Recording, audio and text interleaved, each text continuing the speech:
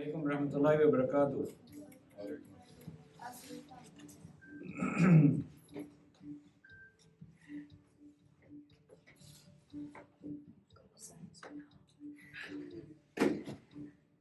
Timeline wise, we are clear. Where are we? In the Seerah. What did we do last time? Quick revision. We are in the private dawah, true or false? We are in the public dawah phase. Probably the second year of the public dawah. Roughly fifth year of the dawah, right? And so we studied one of the important steps that the Prophet, peace be upon him, undertook to safeguard the Muslims who were being persecuted. By who? The Quraysh. And we studied all the tactics that the Quraysh used in stopping the message of Islam. And so the Prophet, peace be upon him, decided that a handful of Muslims need to go to where? Abyssinia. And we studied that Abyssinia is in the 6th century map. It's right here, separated by the Red Sea. And Makkah is somewhere right here. Okay? So the Prophet, peace be upon him, advised a handful of Muslims, and we saw who those handful of Muslims were. Roughly 12 men and 5 to 6 women, right? Those are the ones. And because we can't remember all of them, we studied only a handful of them who immigrated. So what happened? Once they immigrated, they stayed there for the rest of the Seerah. Is that a true statement? False. False. What happened? They came back. How many months after? Probably a few months, right? And so why did they come back? Why did they come back? Because they got tired? They thought the Quraysh Misinformation. They thought the Quraysh stopped persecuting them. They thought that the Quraysh will stop persecuting them. Yes, but not really. A news came in, to Ashfaq Uncle's point, that a news came in that the Quraysh indeed have accepted Islam. Okay, perfect. So we studied that a handful of Muslims went to Abyssinia because the Quraysh were deploying tactics to persecute the Muslims. And as soon as they reached there, in few months, they got a news that the Quraysh have converted. True? The Quraysh have converted to Islam. And so then there is no point in staying away from the Prophet, peace be upon him, in a strange land and go through all the difficulties. So they all decided to come back. And so what led them to believe that the Quraysh have indeed accepted? Anybody knows the story? What happened? The story of Surat al-Najm. Surat al-Najm. And the three versions that we saw of Surat al-Najm is that Surat al-Najm, there are three versions of the story. Clear? Version 1 being the most authentic, and it is found in our most authentic books. Okay? What is that version? It simply states that the Quraysh, or rather when the Prophet, peace be upon him, was reciting Surat al-Najm in Makkah, it was such a powerful surah that the Prophet, peace be upon him, when he recited the last verse, that so fall into sajda, prostration to your Lord, the Prophet entered into sajda, the Muslims did sajda as well, and the Quraysh, just by the power of Surat al-Najm, did sajda as well. Clear?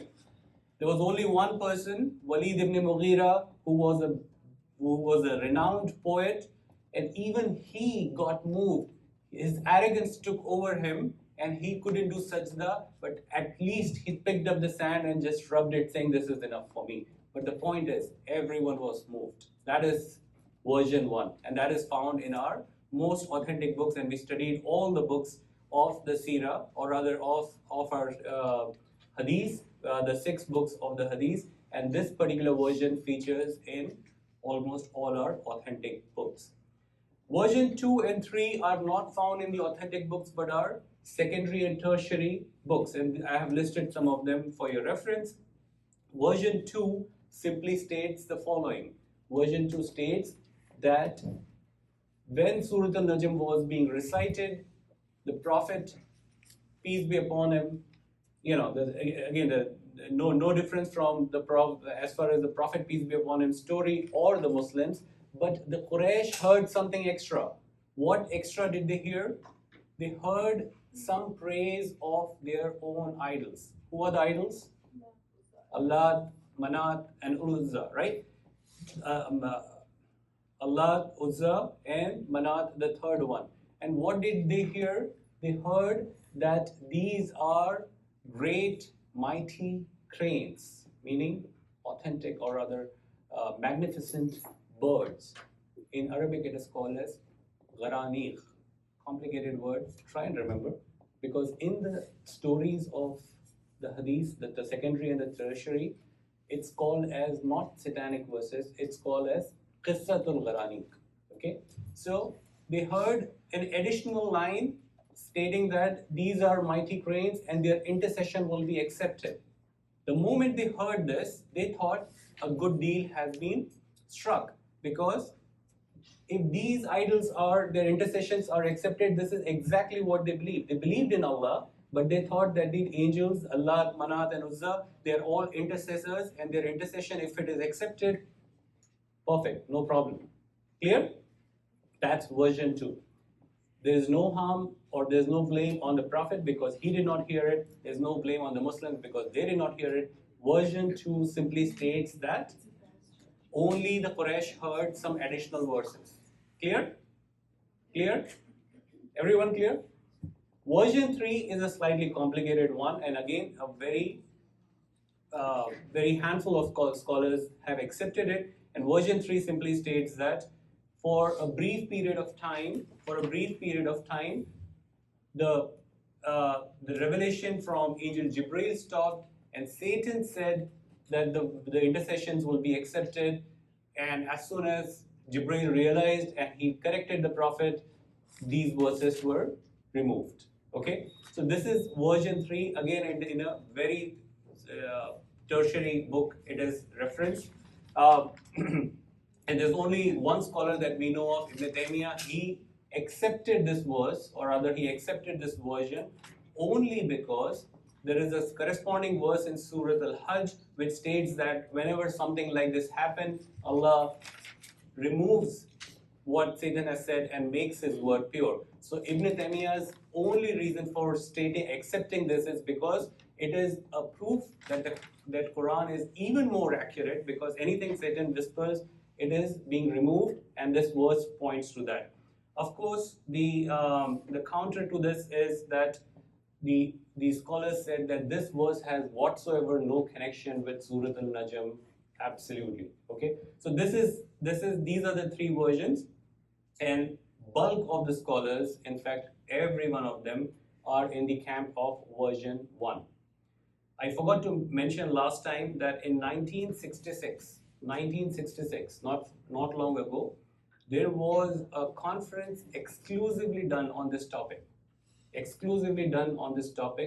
where people from all over the world, scholars, contemporary scholars, they all came in, they all presented their papers, and the massive conclusion out of this is version 2 and 3 are concoctions, and version 1 is the only standing one which is authentic. So I wanted you to be aware of that data point as well.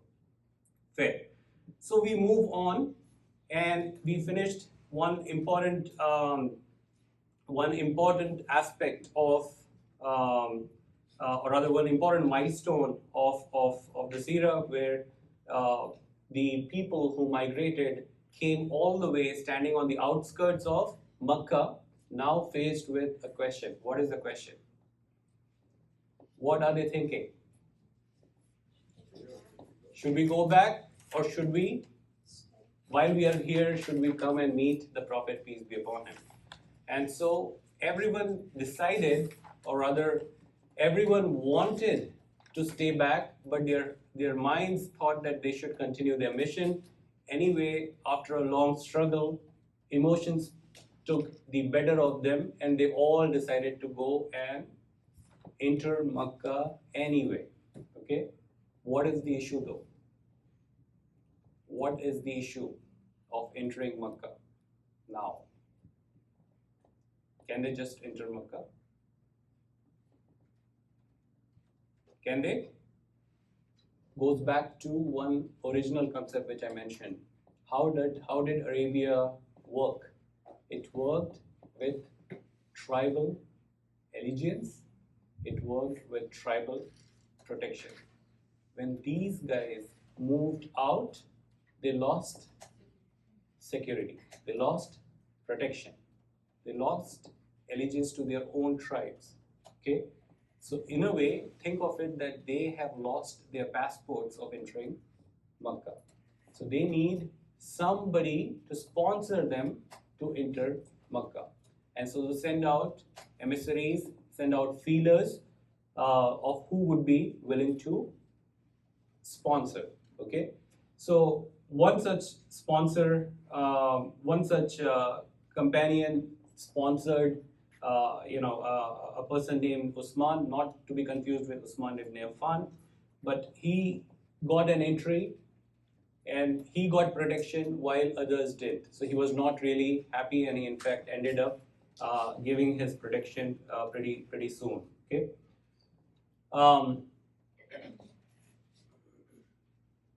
The others who got into a lot of difficulties because they are living life literally with nobody protecting them. So they are having a hard time. Now, do you recall that out of the four caliphs, which of the four caliphs eventually made to the first round? Do you remember the list? Out of the four, who went? Usman ibn Affan. What about Umar Raziyallahu Ta'ala? Why did he not go?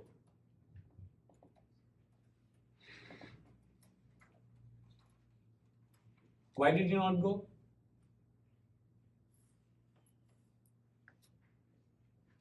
Because he is not a Muslim yet. We have not yet have our second Khalif. Clear? What about Ali Raziyallahu Ta'ala? Well, he's still very young. In the Seerah, he's still very young, and it wouldn't make. What about Abu Bakr Raziyallahu Ta'ala?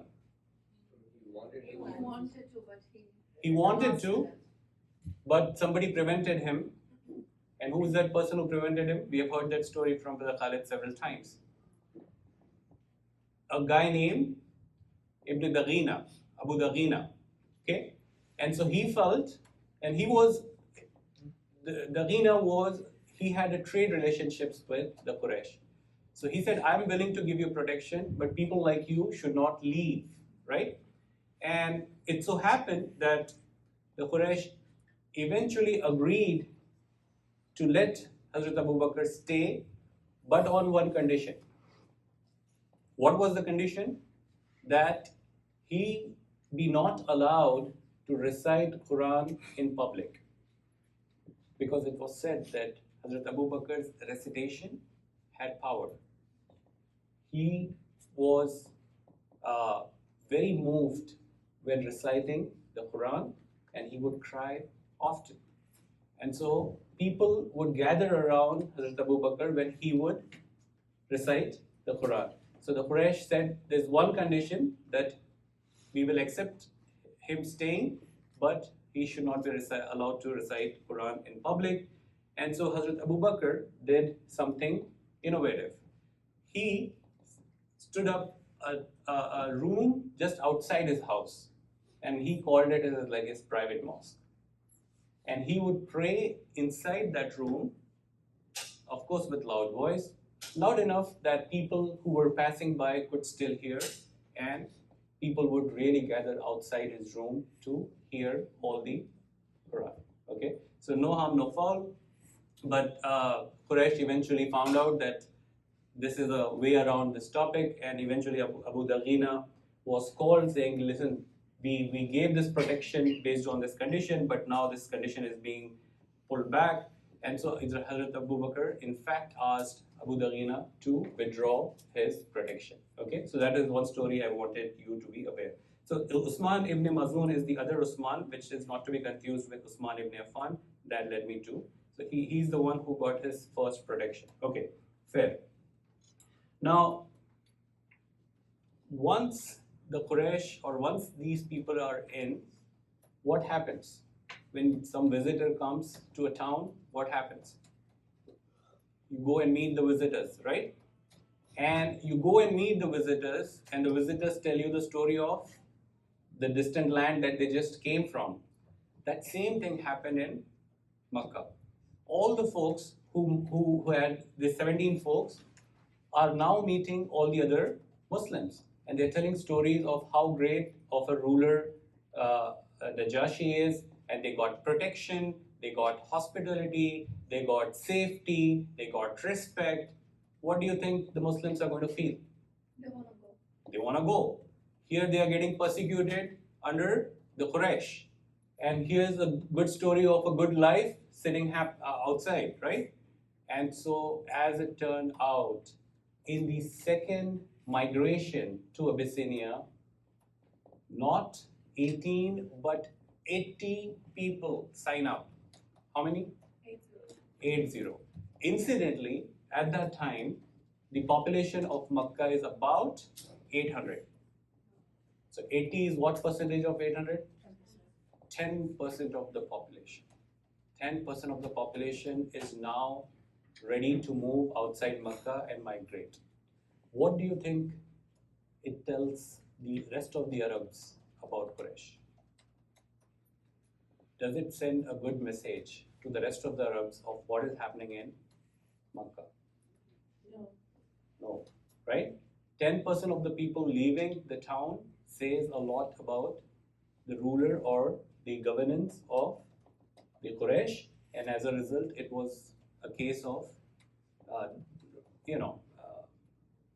disrespect, or rather disrepute, if you will, right? That our own people are leaving and settling outside. Now, these 80 men and women have left Makkah, and now they have reached Abyssinia and they're leading their new life. The Quraysh is sitting upset. Are they going to just leave it, saying they are gone? No, because they have to stand up for their own pride for the rest of the Arabs. And so they decided to send an emissary, a minister, to Najashi. Who's the king of Abyssinia? Who's the king, Shan? Najashi. Najashi is the name or the title? Title. And the name is? Ashama, right? Ashama. Now, if I had covered the evolution of Christianity, remember there were always people who, right from the time the Prophet Jesus left, they were people who strictly believed in the oneness of God and the humanity of Jesus Christ, not the divinity of Jesus Christ. Okay?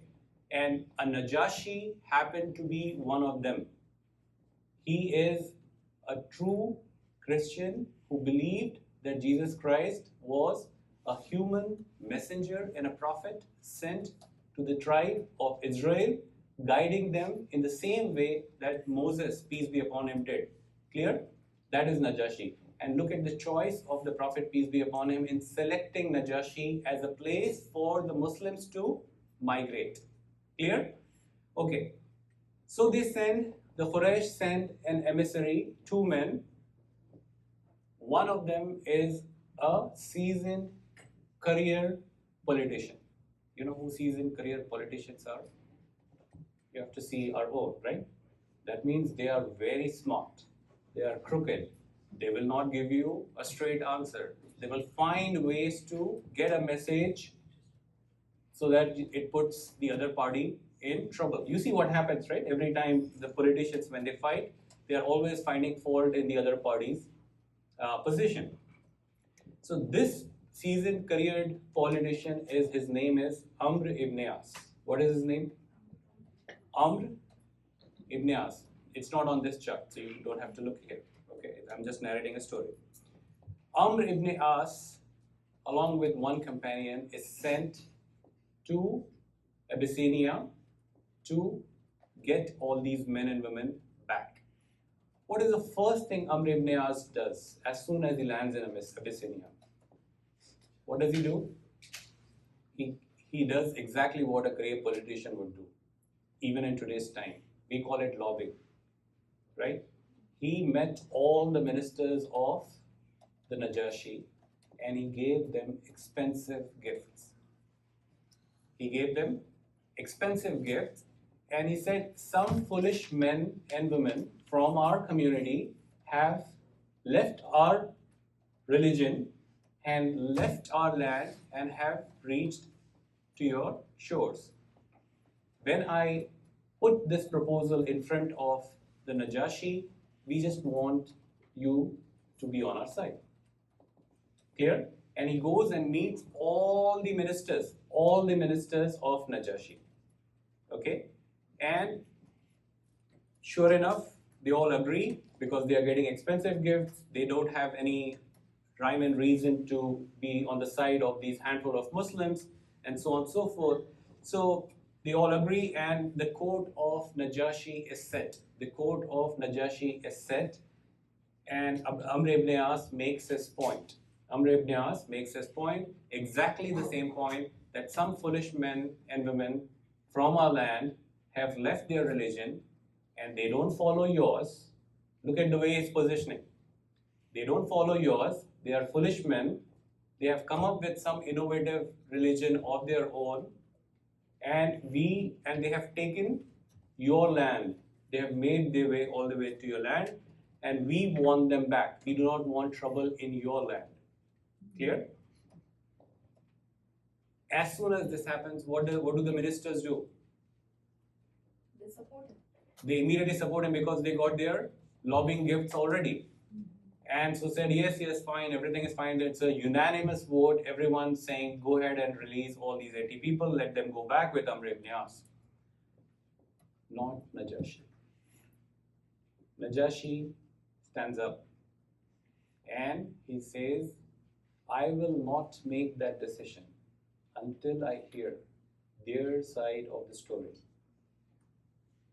If they have chosen my land as a place for shelter amongst all the lands that were available to them, I will not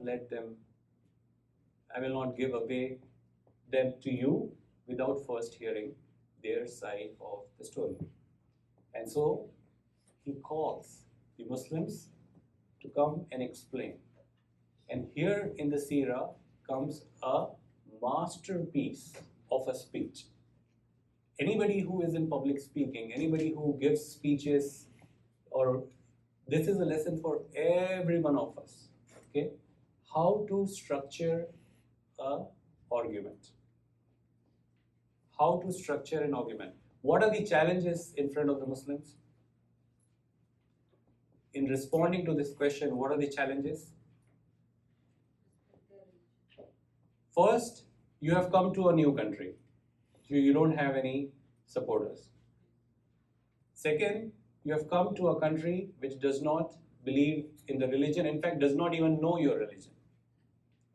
And then you are standing in front of none other than the highest authority in that country, in the presence of somebody who is an open enemy, such as Amr ibn As.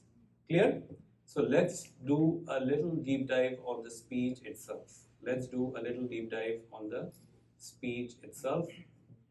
Truly, there is a lot to learn from this speech. How does Jafar, by the way, Jafar ibn Abi Talib, of all the people in the second round, since Usman ibn Affan did not go, who is the leader now? Jafar ibn Abi Talib. He is who? Who is Jafar? The brother of Ali ibn Abi Talib. Jafar opens the speech by explaining, and I've just called it by some title so that you can understand, appreciate the structure of the speech. He opens the title first by explaining our condition, the Muslims' condition prior to Islam coming in. Look at these words. And he said, Your Highness, we used to be a nation steeped in jahaliya, ignorance. He's explaining his condition, their condition. And we would worship idols, and we would eat dead meat. We would perform obscenity, fahish, and we would break the ties of kinship and treat our neighbors in contempt.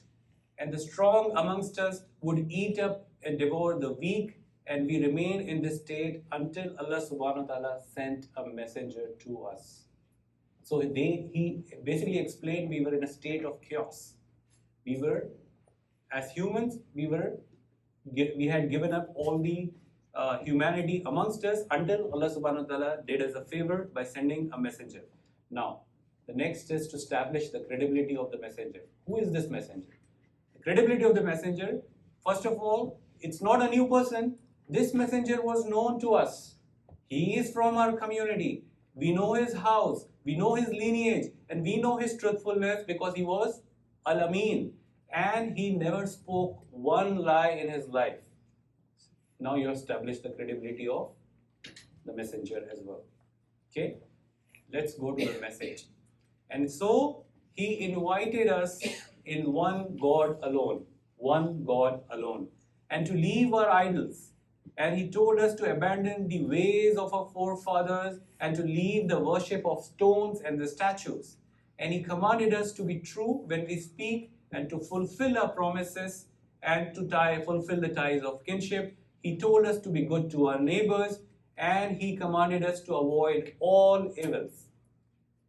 As Muslims, when you are asked to introduce Islam, the first thing you assume that they already know about the good that Islam teaches, and it's a wrong assumption. So far, except for the one word that he asked us to invite to only one God, Jafar ibn Abi Talib takes the position of explaining what good Islam has brought to them. Okay, so he's explaining all these things which, no matter which religion you are, nobody will disagree with this. Can anybody disagree that he commanded us to be truthful? Can anybody disagree that you should fulfill your promises and to fulfill the ties of kinship, be good to your family and be good to your neighbors? And so he goes on. He told us not to spill blood, not to kill people, and to give true testimony, be truthful again. And he forbade us from eating the property of orphans. Look at the beautiful message that he keeps on positioning. And he forbade us from accusing others of adultery. He commanded us to worship Allah alone without associating anything with him. He told us to pray and to fast and to give charity. And so we believed in him. All the good things, so we believed in him. And we followed him. And we had faith in him. And we worshipped Allah alone. We gave up all our idols. We forbade upon ourselves everything that he forbade upon us. And we made permissible all that he only allowed for us. So we simply aligned with his message because his message was full of goodness and the oneness of God. Now switch back to reality, which is now you're standing still in front of the king. You have positioned the message, you have positioned the messenger, you have told your condition. But now he's pointing to Amr ibn As. That our people, our own people opposed us, they showed hatred towards us, and they tortured us, they punished us, they tried to force us back into idol worship. And they were unjust to us, and they made life miserable, and they prevented us from being who we were. So he positioned that Amr ibn As was positioning us to do all the evil and go back to worship. And so when they did this, we immigrated to your land and we chose you above all other rulers, and we wish to come under your generosity. Now he's positioning the king himself. under your generosity and hospitality, and we put our trust in you, and we would not be shown injustice to your land, in your land, O exalted highness, O king. Beautiful ending. Towards the end, he positions the king himself. Okay? Tell me which king, when he hears this message, will disagree with anything he says, regardless of the religion. What a beautiful message. And so Najashi stands up and he says, no, you are on the right. I will not let you go. But before that, I want to hear what did your messenger. First of all, he asked few questions. He said, does the people who follow, are they from the rich or are they from the poor? Are they from the elite or from the poor? Most of the early followers of Islam, who were they? Poor. Poor, right? So this shows that the message is true. It is not about making the rich richer and structure, right? The message is true because the poor have nothing to lose. Poor will always side on the side of the truth. And then he says, give me something that he brought. The Najashi wants to hear Quran. Okay? Of all the Quran that was revealed up until that time, Jafar ibn Abi Talib chose the best passage in the context of Najashi. And he chose Surah al-Maryam, Mary, the mother of Jesus. And he recites in such eloquent, beautiful recitation that his ministers, even though they did not understand Arabic, they started weeping, just hearing the power of Surah al-Maryam, the beauty of the recitation.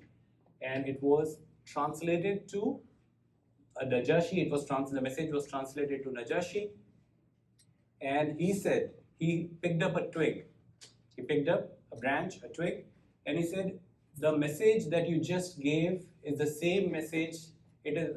He used an expression that it is from the same. It is coming from the same fountain of Moses and Jesus. It's coming from the same fountain of Moses and Jesus, and this message, your message, is no different than this twig. And the twig had two separate branches, and he said, it's one message, slightly different, but it is very similar, and this is what I believe. This caused massive uproar or commotion in the court because you have a king who's accepting Surah al-Maryam and the power, or rather the message of Surah al-Maryam of Islam. Okay, so this causes some uproar, but the court is dispersed and the Muslims are not given back to Amr ibn As. So the companion, the other companion who came with Amr ibn As said, let's just go back. These are our people, let's not do anything further. Amr ibn As says, no, not yet. I have one more backup plan. What is his backup plan? He goes to Najashi the second day and he says, wait a minute, I forgot to tell you one thing. That they tell some blasphemous thing about Jesus Christ. Now he has hit. So far it's all about unity of the message, unity of the two messages, but now he wants to point the exact difference that separates Christianity versus Islam. And now you will appreciate the data point I gave you earlier, that there were still people who did not believe in the divinity or the Trinity, the concept of Trinity, and Najashi was one such. I'm not saying that Abyssinia was one such, but Najashi deep in his heart was not of Trinity. And so he calls the Muslims again, and Jafar ibn Abi Talib again is the spokesperson, and Jafar ibn Abi Talib was posed this question, and Jafar ibn Abi Talib replied that, Your Royal Highness, we say exactly what a prophet has told us, that Jesus was a slave. True? True? In Islam, he was a slave and a messenger and the word of Allah. given to Mother Maryam, who was a virgin. What is the word? Jesus is called as the word in Quran. Do you know that? He is called as the Kalam of Allah. And what is that Kalam? Be, and it is. Allah said be, and there Jesus Christ was born to a virgin mother. This is the message of Islam. And again, Najashi says that what you say is no different than what we believe. There could be some differences, but this is largely, and this is something that I would expect. And so he did not. Again, he stands inside of the Muslims, and Amr ibn As returns failed after provoking a Najashi. Okay, there are two other incidents that happen, and then we can take a pause. Najashi is afraid that his own people someday will do a coup on him. Okay, that means because his belief is slightly different, or rather different than his followers. So two episodes that we find in our books of Seerah is that he wrote his true belief on a piece of paper, and he kept that paper very close to his heart here, and he asks his people who were questioning him, saying, "Why do you differ?" So they point out, saying, "This is what we differ." So he points to his heart, saying, "This is what I believe." What is he pointing to? His own parchment of paper, but he is avoiding a political coup because of this. That's one incident that we know. The second thing is that he had given a ready ship, to the Muslims, saying that if I prevail, it's all good for you. If I lose, then use this ship and you can return back to your land. But of course, in the coup or whatever battle that happened, Najashi prevailed. Okay, Najashi prevailed, and the Muslims led a peaceful life in the city or in the country of Abyssinia up until very late in the Seerah, when they returned back to not Mecca but Medina. Okay, so this is the story of our first immigration. I don't think I have any other point left. Oh yeah, one more point. Najashi he lived a life of a true Muslim. In his political situation, he was not somebody who publicly accepted Islam, but his Islam was proven by the fact that he said, "This is what I believe," by the fact that he said he wrote the true belief in his parchment of paper, and Najashi was very well understood and respected by the Prophet, peace be upon him, himself.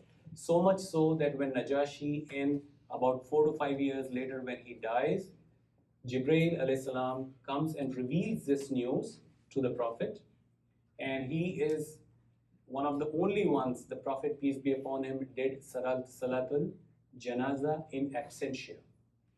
Salatul Janaza in absentia. That means the person is not here, but you pray Salatul Janaza for him. So the Prophet, peace be upon him, did Salatul Janaza for the Najashi. Okay, so this is all we know about the first migration. So we have logically completed a unit in ourselves, right? The units that we have divided the Seerah into. What remains now is the two conversion stories of Umar Raziyallahu Ta'ala an and Hamza. Okay, we did cover that during one of the Qiyam, so I think we should be able to cover that pretty quickly. And then the episode of boycott and the incident of Taif. These are the handful of incidents that are remaining, and from there we will launch into approximately 5 to 10 sessions exclusively on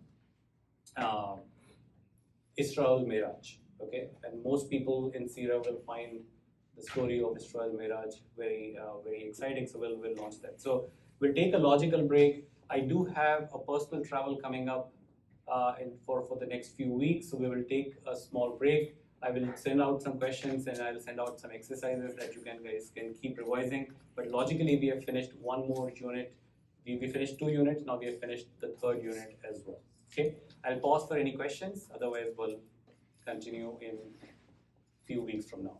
What is the current day at the season at Morocco? Abyssinia? Yeah, current day. Ethiopia. Ethiopia. Still a Western. Huh? Still a Western. Still Abyssinia. It broke from Ethiopia. Still exists. As a country. But I thought I heard Ethiopia as well, but we'll check. It was Ethiopia, but they broke away. They broke away. We still have a very large population of Copts over there, Coptic monks. Coptic, yes. Those are the ones, the original. Correct. Correct. Yes, better. Go ahead. Who was the person that gave Abu Bakr as-Siddiq the protection to say Davina, Abu Davina. He was a trader. He was from a different tribe, not from Quraysh, but he had trade relationships with the Quraysh. I think Khalid, if I'm not wrong, he was from the tribe of Qara. He was from the tribe of Qara who had a trade relationship with Quraysh. Any other questions? I hope you guys learned something from the speech. When somebody asks you about Islam, this is how you need to. You need to tell about the good things what Islam brings before you go into the theology aspect of it. We start with the theology and then we confuse them. Right? So, Jazakallah khair. Thank you for listening.